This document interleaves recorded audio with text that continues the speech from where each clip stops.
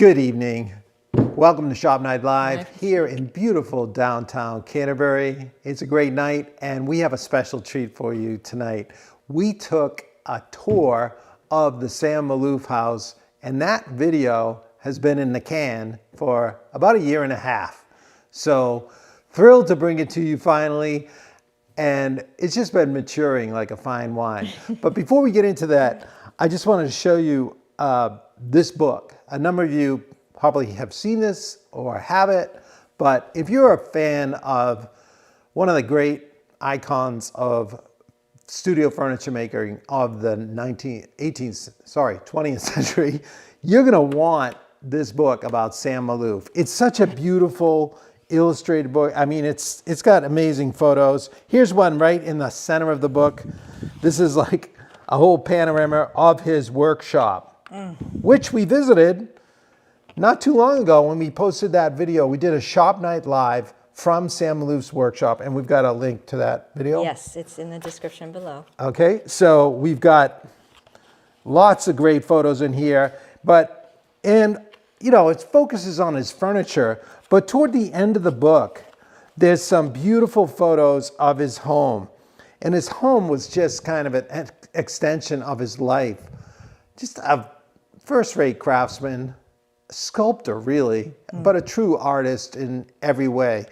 And he just immersed himself in the beauty of wood and natural objects. He collected other people's objects, but one of the interesting things we learned about in the tour, and I'll maybe get into this before we dive into it, is that he was, his favorite hobby was scavenging. A true woodworker trying to get by. And his house is actually very tastefully integrates some scavenged items, like the bricks on the floor throughout the house, or most of the early part, like in this room here, this dining room, it's all loose bricks for the flooring. That's it. So he had like a solid base, and then there's no mortar or anything. All the bricks are tight together. That's the floor. But it was cool. I mean, it felt very cool, modern, right? And you know, his countertops he made out of salvaged pallet wood that was from Asia. It was some kind of decent wood. So all kinds of stuff like that around, but it didn't look chintzy. A lot of it was walnut as well. So anyway, we just had such a wonderful tour. Yes. That we were brought around. Actually, we took the regular tour, which you can take. We put the link for that as well. If you're interested in that at the end, you can take a virtual tour online. We sent the link for you. But we got a tour from Jim Rawitsch, I think is how you say it, Rawitsch.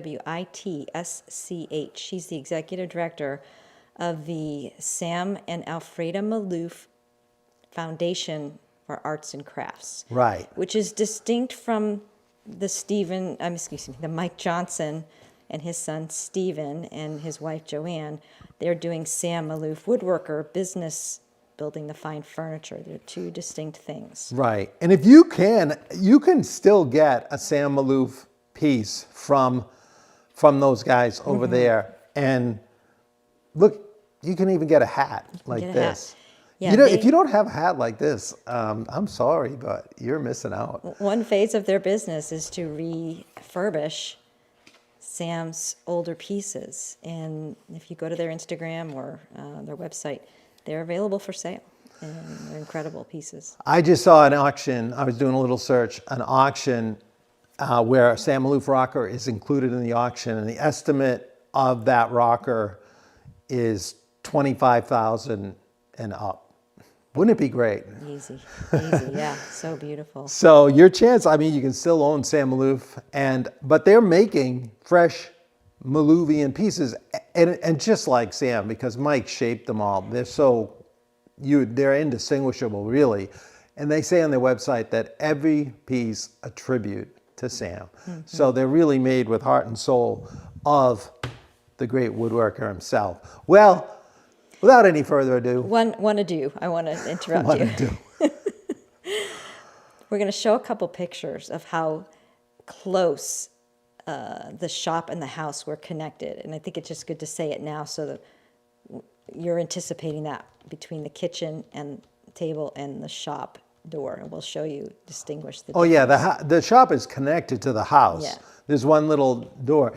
Actually in the video of the shop tour with Mike last fall, we actually look over and I say, that's the door. So if you remember in that video, we're gonna see a photo of the other side of the door from the house. So you'll see how close it was for him to get up from the breakfast table and go to work. So we're in the house, we're looking around at bookcases, and what am I looking at? Oh, this is a very cool little way he held the plants. You got these cleats, these walnut cleats on the wall, tied off to ropes on pulleys so you could lower them down and water them. I don't know if that's his own invention. I love that invention. It is cool. So- It added greenery to that room. That was like a little breakfast nook. And on that back wall, that's a Magnavox old stereo system. And he actually traded a chair for that at that time.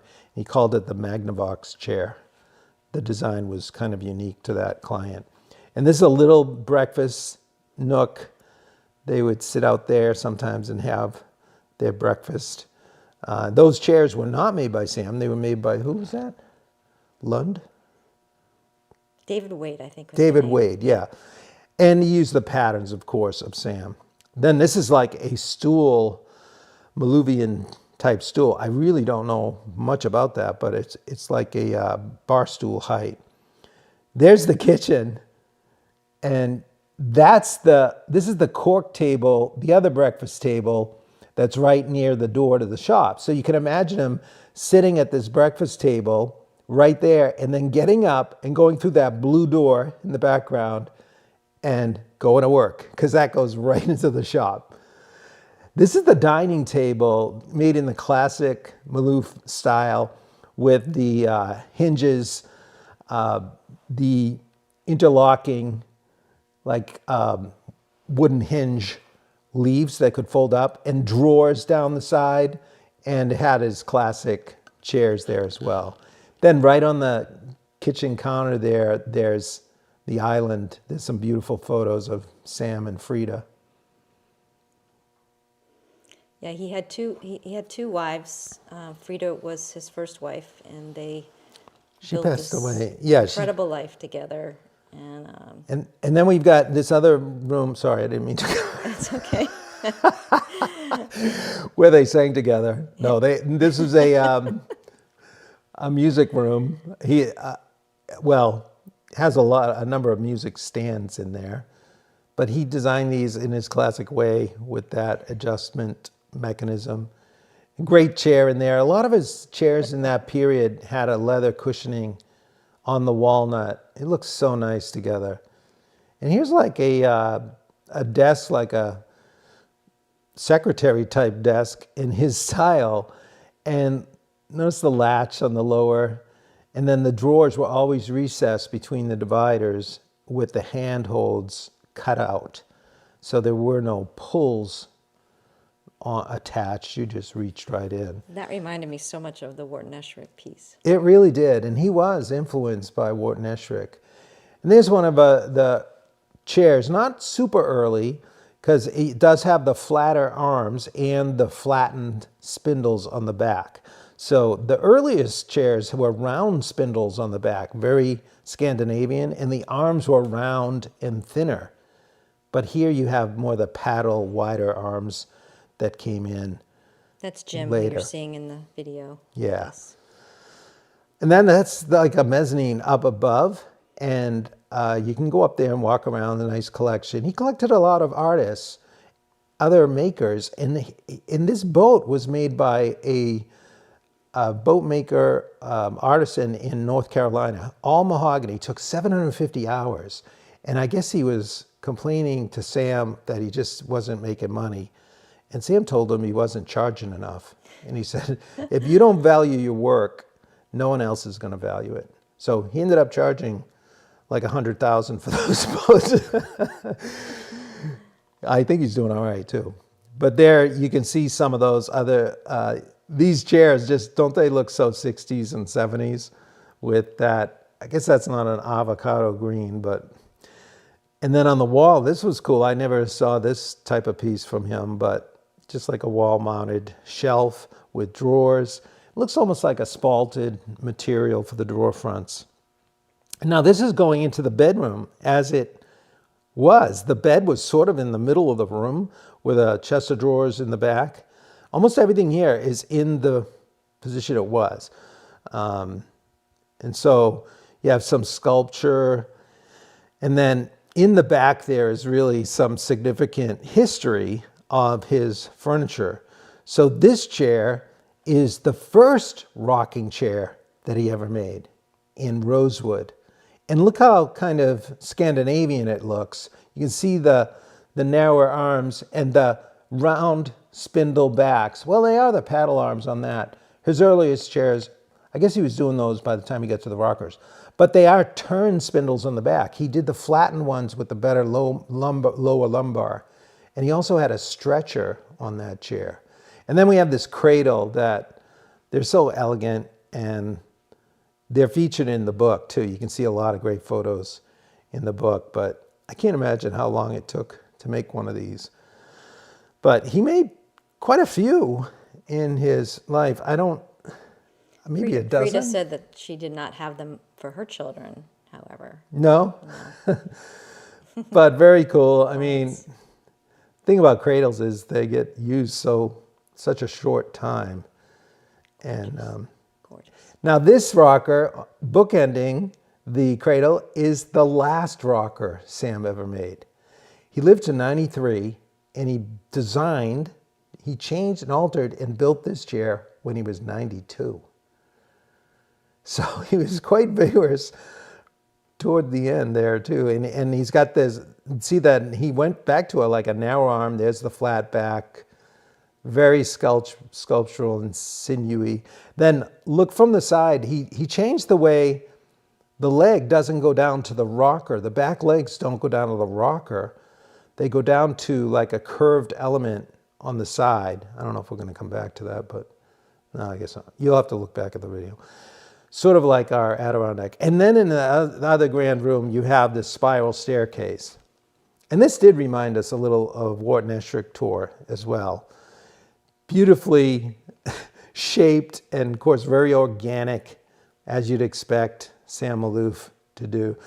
And built it in the shop and moved it over. In the book, there's some great photos of the clamps.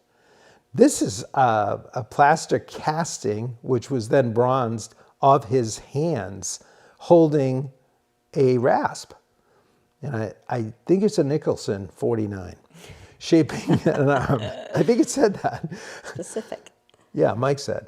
This chair they actually allow you to sit in on the tour. It's one made by Maloof, and it is the favorite chair. It's the one that he considered he had perfected.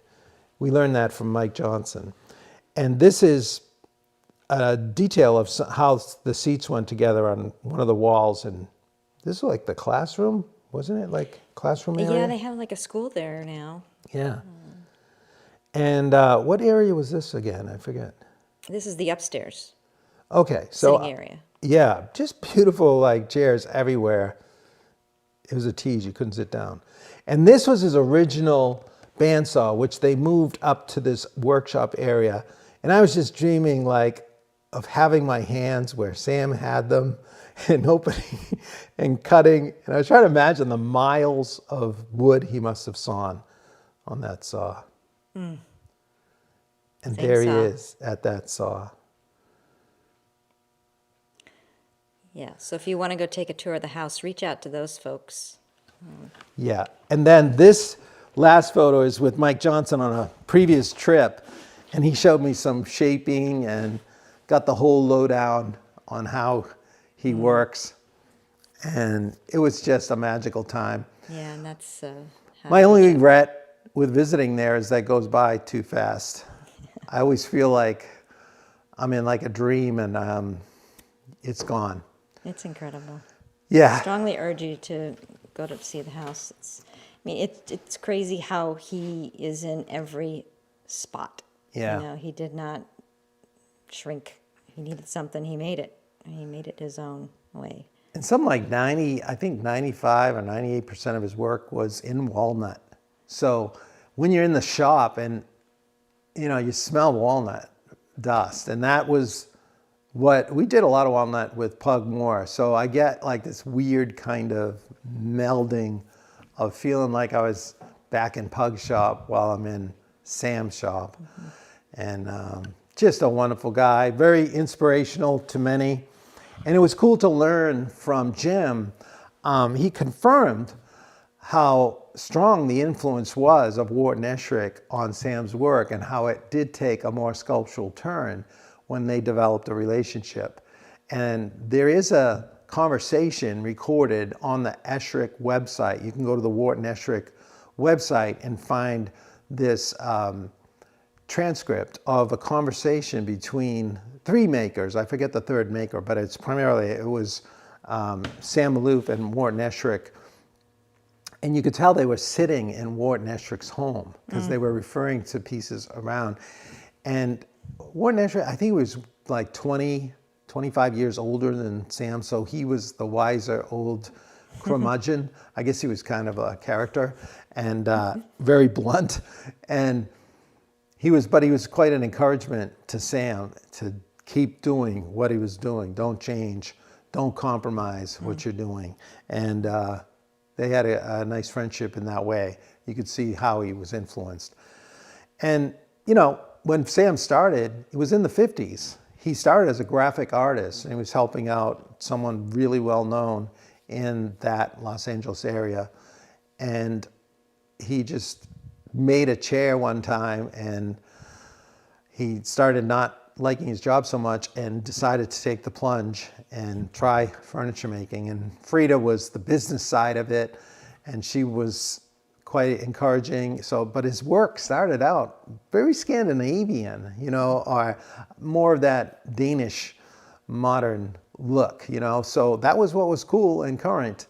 If you remember, or you see these homes with the avocado green in the 60s and then turning into the 70s. So then he got sculptural, probably as was said to us, by his relationship with Wharton Esherick.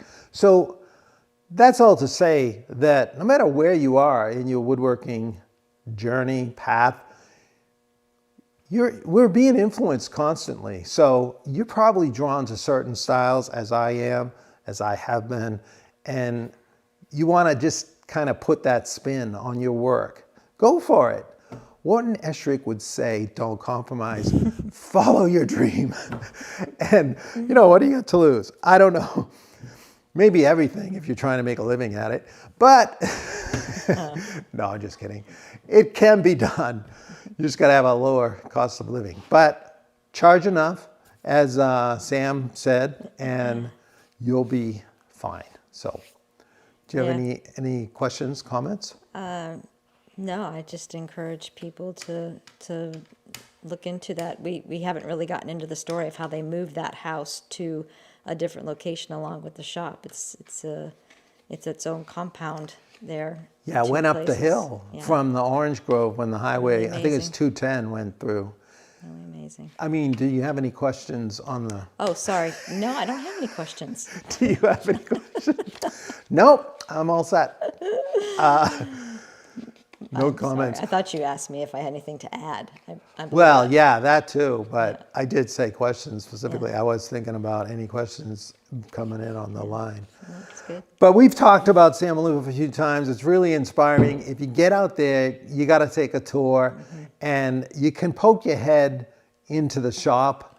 It's not technically open for tours, but if Mike is there and he's in that room, he's very kind of accommodating, loves to show people the shop if you can. And so if you're fortunate and it's a good day for that, you'll get to go in the shop and look around a bit. Yeah. But you never know. But worth it to take the tour, schedule ahead, and then you can also take, like I said, if you're not going to be out in Alta Loma, California, you can go online and take the virtual tour through the home. Yeah. All right, everyone. awesome. Well, hope you enjoyed that. We're so glad we finally got to bring that to you and share with you our little experience. Another epic adventure. We are always looking to do more of those. We've kind of beaten this one to death, I guess, but I'm going back. Can't get enough. Something's going to open up there. I still would like to make a piece there with Mike someday, but who knows? We'll see what happens. All right, everyone. Well, thanks again for tuning in. We really love having you with us. If you do like this content and value it, go ahead and subscribe, like, and share. That helps us out a lot, believe it or not. And also go to the website, epicwoodworking.com, and take a good look at the neighborhood. That's where you can get involved with our courses, the forum, discounts on things, being the insiders. But we'd love to have you part of that too. Thanks again for being with us. On behalf of the camera lady and myself, we look forward to seeing you next time right back here on Sharp Night Live. Good night, Thanks, everybody. everyone. Good to be with you. Take care.